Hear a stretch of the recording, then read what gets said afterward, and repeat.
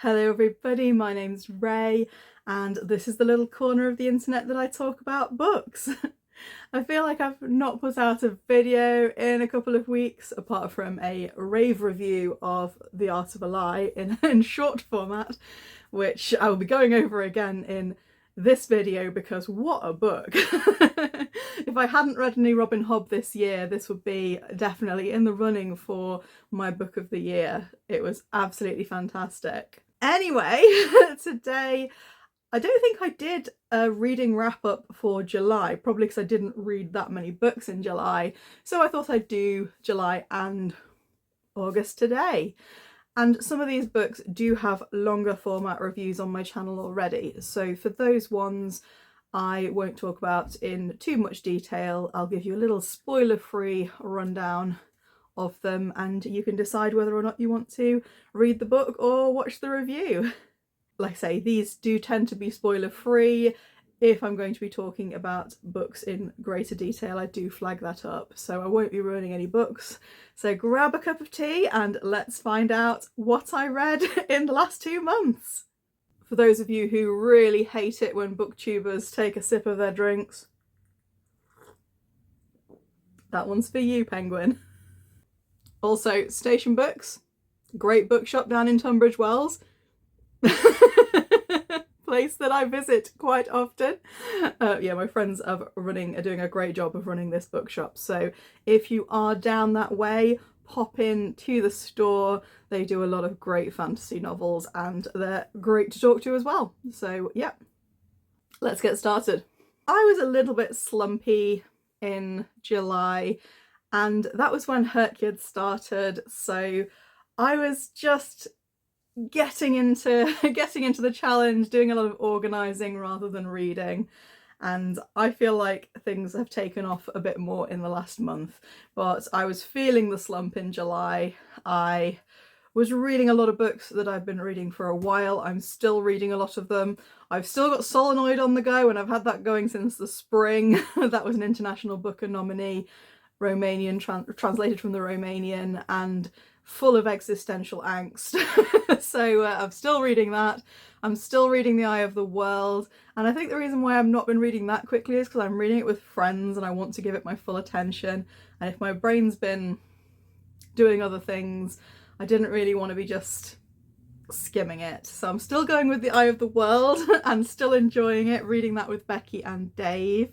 The other book I've had going for a long time is Fourth Wing, and you'd think that would be a relatively easy one for me to read through because it's not a difficult read at all. I'm just slumping on it a bit. I think I started that when I was in Manchester. I bought a paperback when I went to see Sabrina Carpenter. So I've been reading those 3 for what seems like forever, but I have actually got a couple more of the reads I've been having going for a long time finished now, so I'll be talking a bit about those. Anyway, the first book that I read in June, not June, although I was reading it in June, first book I finished in July was The Virgin Suicides by Jeffrey Eugenides.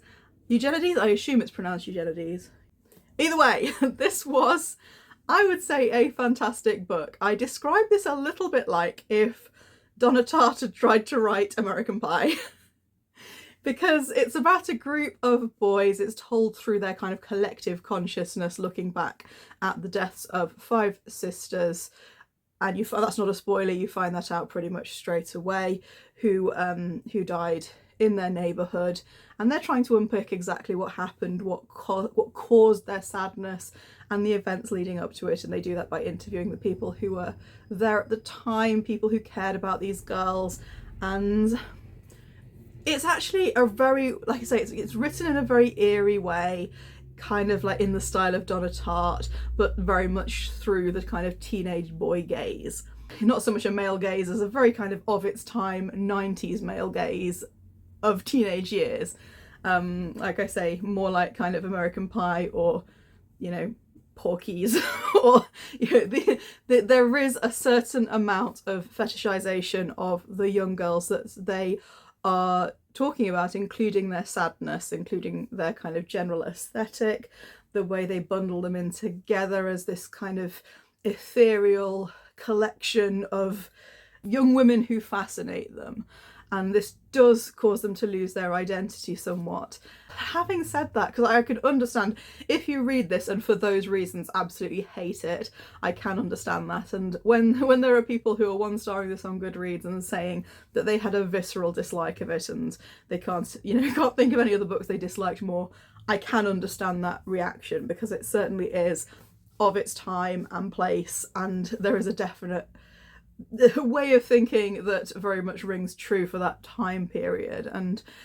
But still, having said that, it was a very well written book about a neighbourhood, about a group of very sad young women, and it unfolds in a way that's quite beautiful. I actually thought this was a fantastic book and I gave it 4 stars.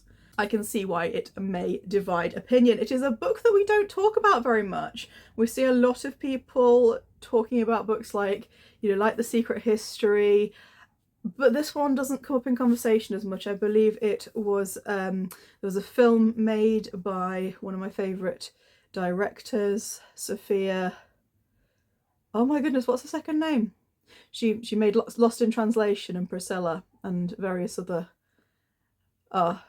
Hello there, this is Ray from the future, and I was looking up the film to see how well it was received, and apparently Jeffrey Eugenides in an interview, and this is Wikipedia knowledge, so I may be passing it on wrong, but apparently his criticism of the film was that he saw the young girls as more of an entity than as individual people. And I mean, that does definitely bear out my feelings on reading it, but to hear that the author actually stated that, this makes me a little bit more, I'm gonna have to process that. I'm not sure how I feel about that. Kind of robbing girls of their, even fictional girls, of their individuality to serve art. I haven't watched the film yet. I don't know whether I should or not. Have you watched it? Is it any good? Is it worth watching? The book was, I can see why it might be not to everyone's taste, but it was a very good piece of writing. Next up, and I'm not going to go into this one in much detail because you may have seen the vlog, and the vlog is feature length. There is an actual feature-length blog about Dragonfall by L.R. Lamb, and this again turned out to be a very divisive read. I personally really enjoyed it. I had a good time. I rounded up to 4 stars because this is my sort of jam. I like that kind of heist vibe fantasy, dragons, I enjoyed it. I didn't think it was groundbreaking. I didn't think it was, adding anything particularly new to the genre. But if you like this sort of thing, this was good fun.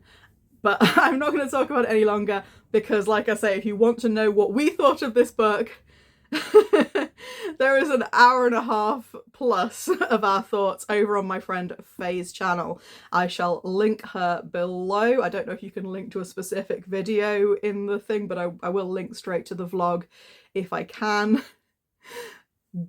A warning for that video. Someone's copy of Dragonfall does not fare very well in that video. So apologies to anybody watching. It was not me. I was extremely respectful to the book at all times. There were lots of different opinions. So, if you want to find out, there is a rant from my friend Mare, and she's got her own channel as well, Lady Mare Reads. There was a rant from her at about the halfway mark, and I just wanted to give, even though I disagree, I disagree because I really enjoyed this book, but her reasons for because she did not like it at all, and I just wanted to give her a clap, give her a standing ovation for it. I think Faye does in the video, because that was a very committed rant, so I enjoyed that very much, and it made me laugh out loud.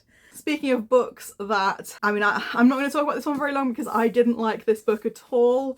It was a book that I did write a lengthy review of all the reasons why I didn't like it on Goodreads, but then I felt like it might have been too mean, so I deleted it. But because But on the other hand, I didn't have much nice to say about this book because it is one of those that tries to do too much.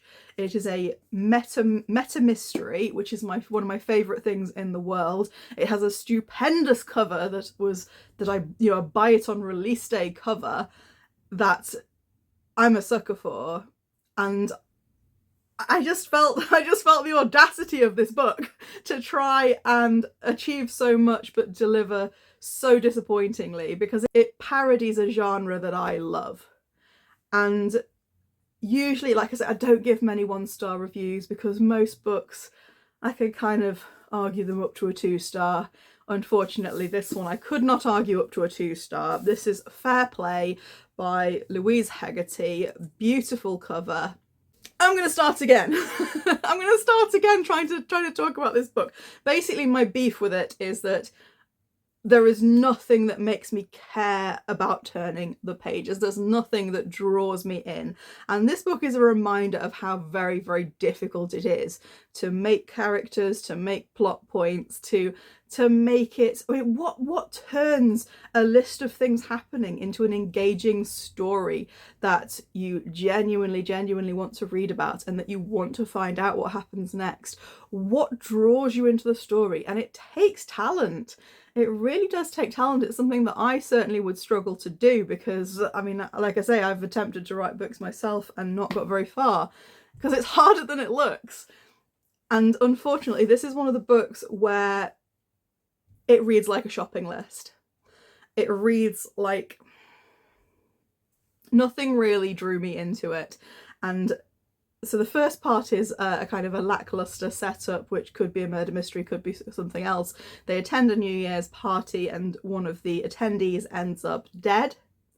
And then it kind of switches up. We get a little bit of info about locked room, kind of the traditional murder mysteries and their ingredients. And then a detective turns up and it's all very kind of nudge nudge, wink wink, this is the part where I bounce things off my Watson kind of thing. But it's not done in a way that I enjoyed at all or engaged with. I wasn't interested, and it just didn't interest me. It didn't. And I'm usually a sucker for this sort of thing. So unfortunately, and then you've got kind of real life kind of going on alongside this murder mystery, hammy detective situation. And it's supposed to be a bit of a story within a story. Supposed to be really clever, but like it's one of those where the ideas were good, but it just didn't hit. And like at one point, and I don't know who the editor was, but there's literally just 2 pages of like lunchroom instruction emails, and I think they're supposed to be kind of in there as an evocative slice of life goes on. But did you just make me read 2 pages of lunchroom email? Please don't steal your colleague's food. Like, it's just the audacity, the audacity. So unfortunately, this was a 1-star book for me. I'm very sorry. I would have liked to have liked it. I really tried. I really did try, but not for me. Might be for you. I wouldn't want to put you off trying it. Certainly the cover is gorgeous. I wish honestly, I did write down my thoughts in detail, but no, sorry. A good book, the final book. So I only finished 4 books in July, and the other one, this I've been reading for ages. This is See What You're Missing by Gompertz, and this is a book about art. I love books about art. I've got a ton of them. I tend to only read one at a time, and I tend to savour them and read them slowly so I can truly get an idea of the artists involved, because I just love art in general. This book is about lots of different artists. So to start off with, we've got David Hockney, John Constable, Frida Kahlo, Vasily Kandinsky, Yayoi Kusama, Jean-Michel Basquiat, Rembrandt, Christo and Jean-Claude, Cara Walker, Fra Angelico, El Anatsui, Edward Hopper, Artemisia Gentileschi, Agnes Martin, Jennifer Packer, James Turrell.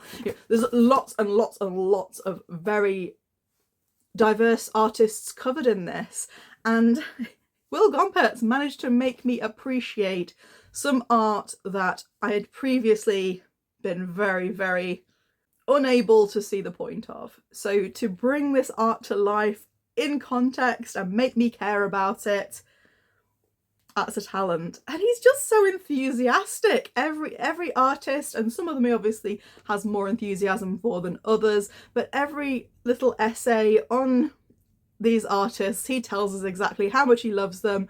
He tells us about why they're special to him, why there's things that you might not be seeing, their context, and what makes this art so splendid and so worth our time and analysis. So it's a really great icebreaker if you don't know that much about art. If you're a seasoned, art enthusiast, you're probably not going to learn anything new.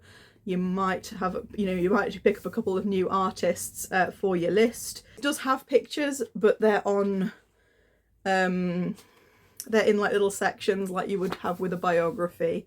That's my only beef with this book, is they should have printed it in the same format that they did books like The Story of Art or The Story of Art Without Men, with pictures alongside the text.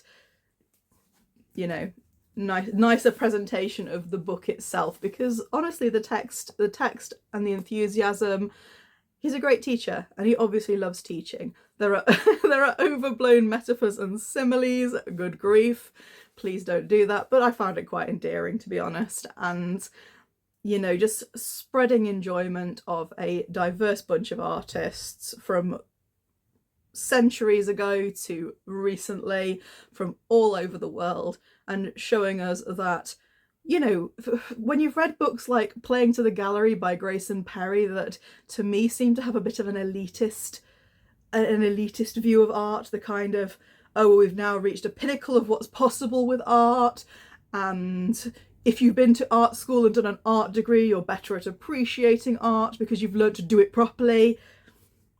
This is much more, art can be whatever you want it to be, and you can find art in the everyday. So Will Gompertz, thank you for the book. I enjoyed it very much, and I'll see what else you've got out there, because I believe there are other books.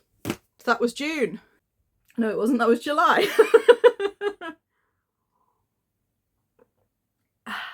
Station Books.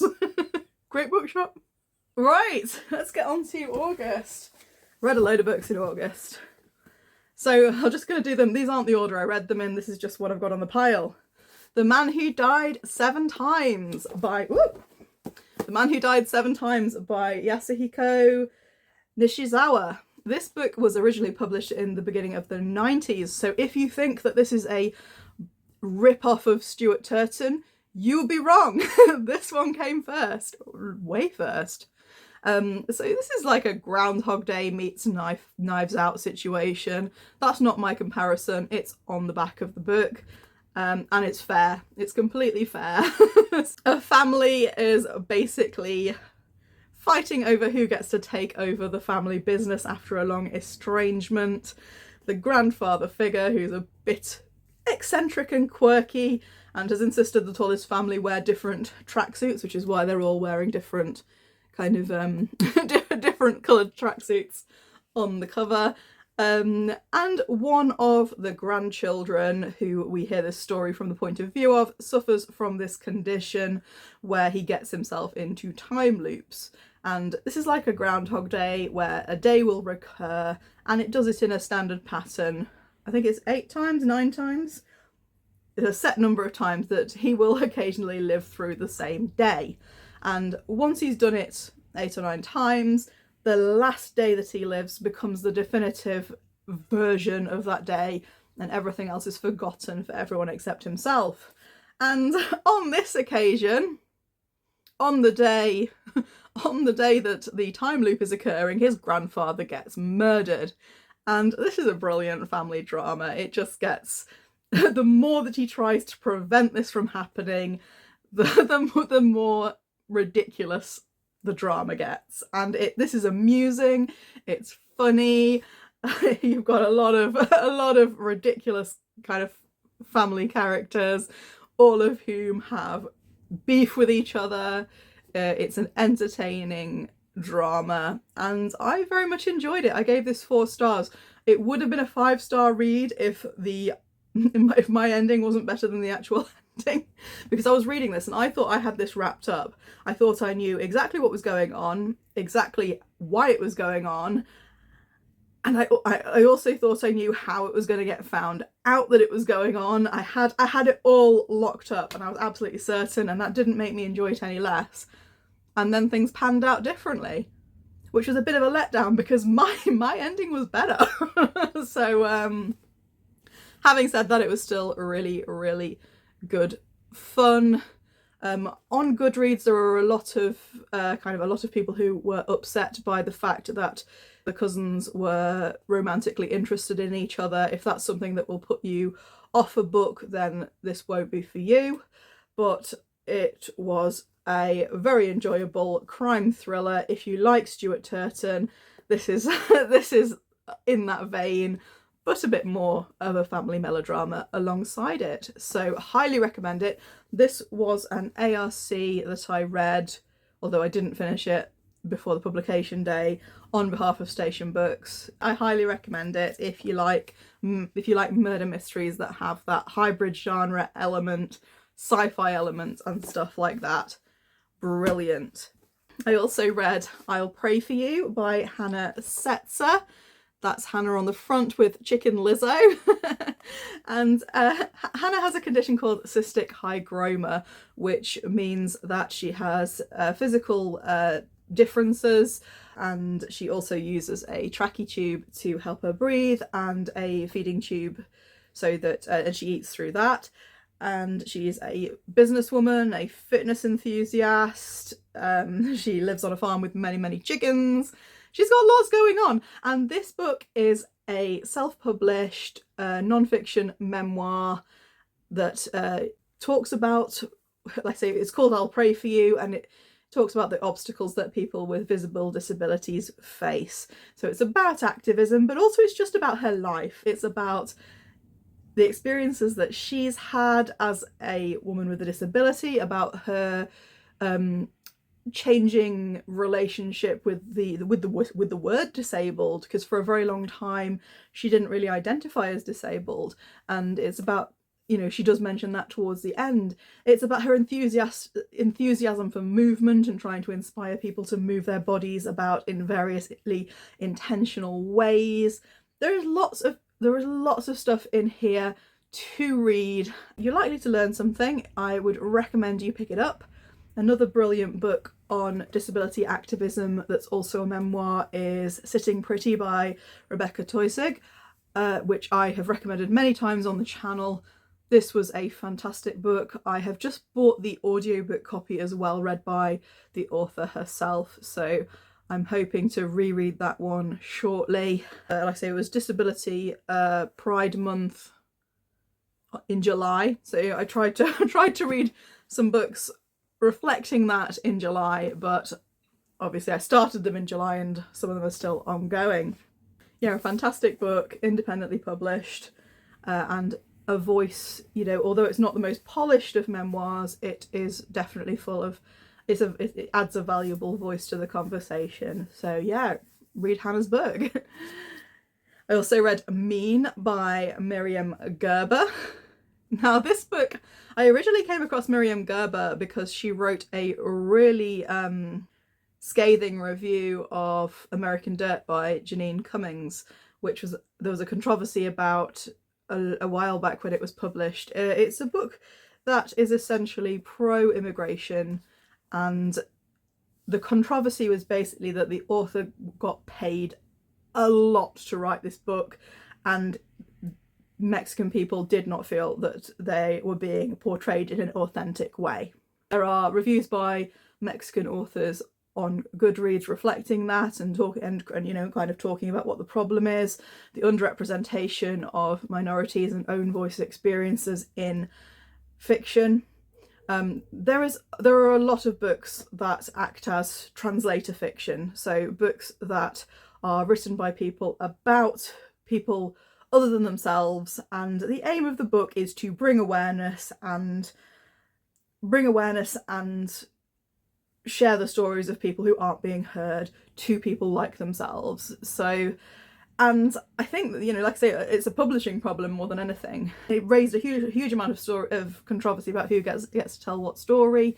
And, you know, if a book's well-meaning and trying to put across a positive message, does that make up for the fact that it's not necessarily centering the right voices? And, you know, I haven't read American Dirt. I have no skin in the game whatsoever when it comes to American Dirt.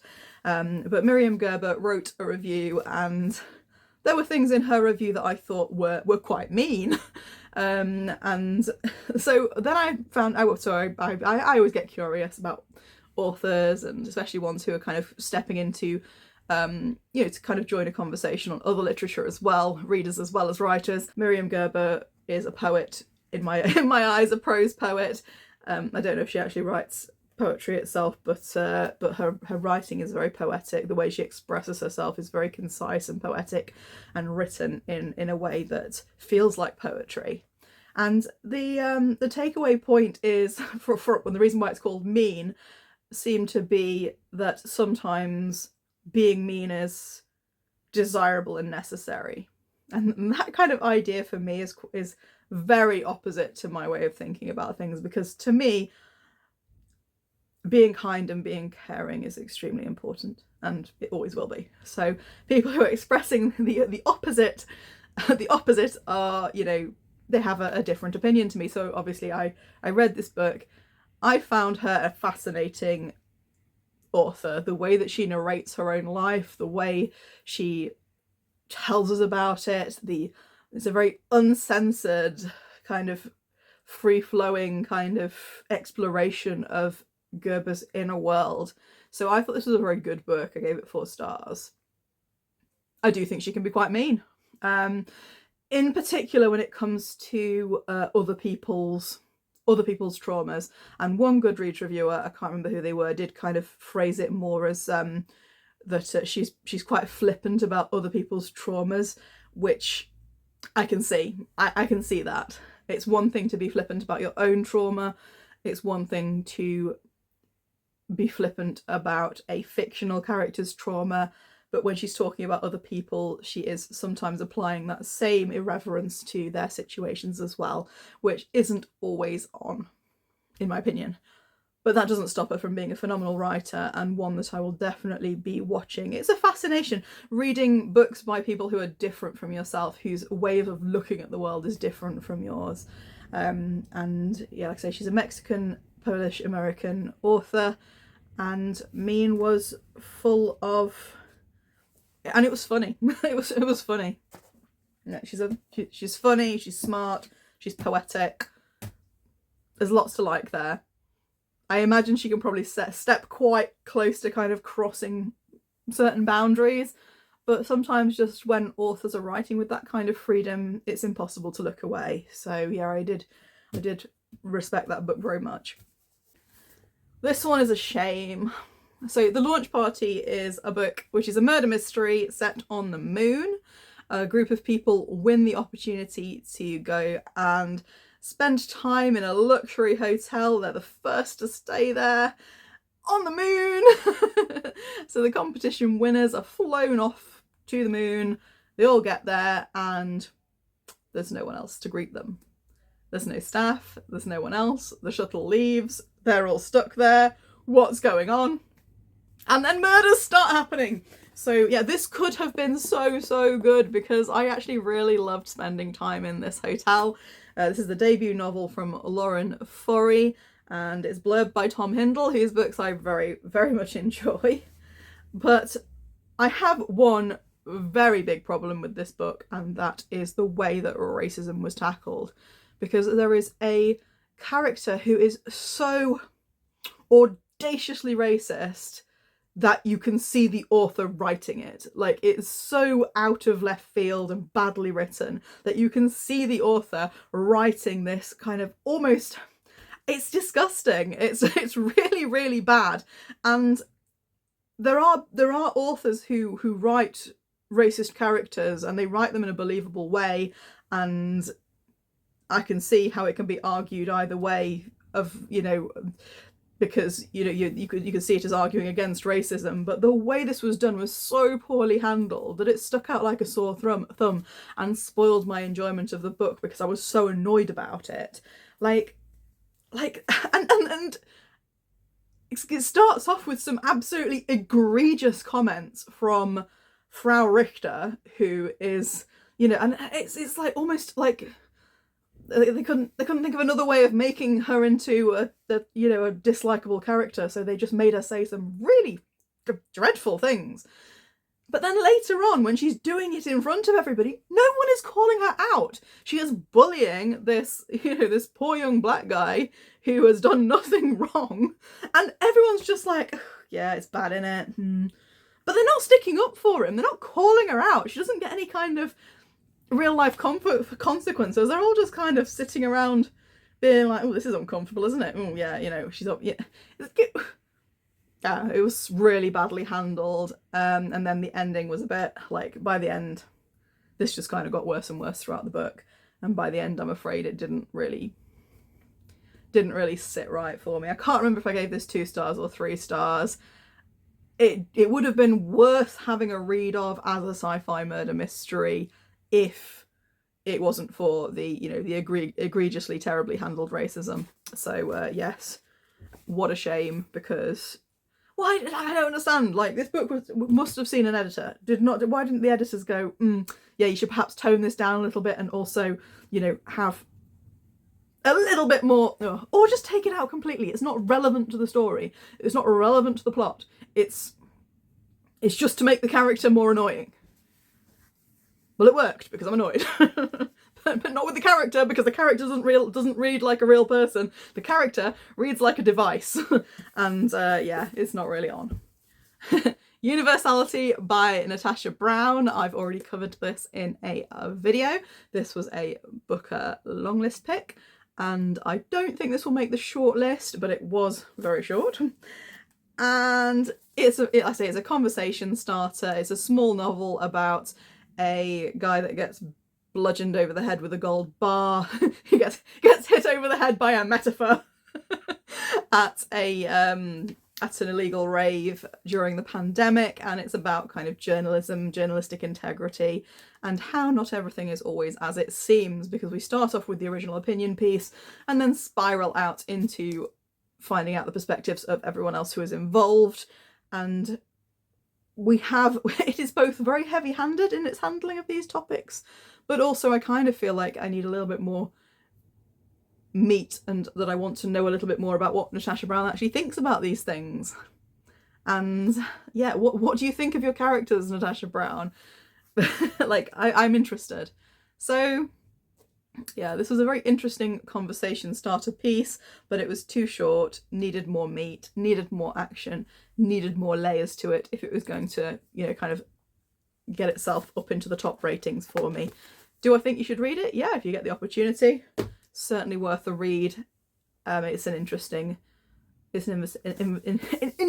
conversation starter. I also finally finished Good Girl by Aria Aber. This was a Women's Prize shortlisted book, and I wrote a really long review of this on Goodreads. This book was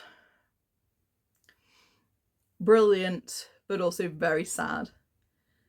It's about a young girl. She has been brought up in Berlin. Her parents came from Afghanistan as immigrants and as refugees, I think. Yeah, she basically lives in a very deprived area in relative poverty to the people that she's surrounded by. She feels a great deal of shame for her heritage and doesn't share it with the people around her, which leads to kind of social isolation. And eventually she meets this older bloke who, and honestly, I don't think I've ever hated, well, no, I have hated characters just as much, but I really, really hated Marlowe. He is the older chap. I say older chap, he's my age. I'm now the older side of the age gap romance, which is quite quite an eye-opener for me. But this guy is dreadful, and almost the relationship between the two of them is almost like a slight metaphor for exploitation. and the way that when someone is in this sort of position, they become entrapped in these unhealthy spirals and circles. I don't generally find books about young people taking drugs interesting. I find it extremely boring. I found it boring when Donna Tartt did it. I found it boring here. But the rest of the book, the relationships, the despair, the underlying trauma, the exploration of how all of this integrates to work against a person's well-being. This was an extremely good book. I gave it 4 stars. Brilliant cover as well. This is the UK cover, which I love. By all means read it, but be prepared. This is a very difficult, hard-hitting novel. It made me very sad. A book, you can see it behind me here, that I have 2 lovely little copies of, The Art of a Lie by Laura Shepherd Robinson.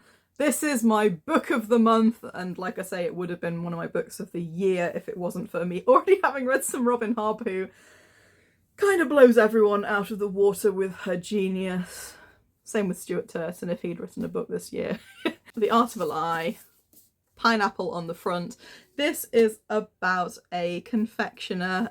She's a widow, and she's a confectioner in Georgian London, and her husband was murdered, and it's about the events unfolding. There's a police officer who happens to be Henry Fielding, who is looking into the murder. There are other characters that get involved who we get POV from, and it turns into a windy, twisty cat and mouse tale that just accelerates to a climax at the end, and I cared. There were like, this is how you make people care about your book. I don't know what Laura Shepherd Robinson has done. I don't know how she does it, but I cared about the characters in this book. I cared about what happened to them. I cared about reading what happened next. It's a page turner. It's fast paced. It's brilliant. And honestly, I could not recommend it enough, whichever copy you choose to get. Honestly, I can't even tell you that much about it because the twists start from relatively early on. You get twists, bang, bang, bang, bang, bang, and developments, and there's just so many developments. This is, she's just such a brilliant writer, and I can't wait to read Blood and Sugar. I can't wait to read Daughters of Night. Those are books from her back catalogue. She will be an absolute auto-buy from me. And The Art of a Lie, is it better than Square of Sevens? It's shorter than Square of Sevens. I like them both. I like them both in different ways. They were both 5-star reads. They were both kind of put the book down, no notes, brilliant, clap, hand of applause. I just wanted to give it a standing ovation because it was so good. I made a little short about it on here. So you've probably heard me talk about this book enough, but wow, yeah, very, very good. Absolutely brilliant. And yeah, and you can use it for green, for the rainbow if you're doing Herkyard. You could also use this one for green. I've read a lot of, or you could even use this one for green, but I wouldn't recommend this one so much. Basically it's been this one, it's been a very green couple of months. Clearly I'm feeling the green vibe. But yeah, so that was the last 2 months in literature. I'm currently reading Endling, and I'm reading Sea Scraper on audio for the book along list. Those ones are ongoing. I've still got the 3 ongoing that I spoke about at the beginning, so yeah, you might hear me talk about Fourth Wing at some point in the future. What else have I got on the go? I'm reading Death of the Author by Neri Okorafor. That is for fiction disability rep for the Herkyard challenge, and also it's part of my rainbow that I showed you not that long ago.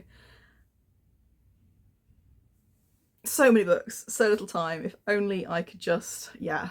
Also, another new release that I'm very excited about, Catabasis.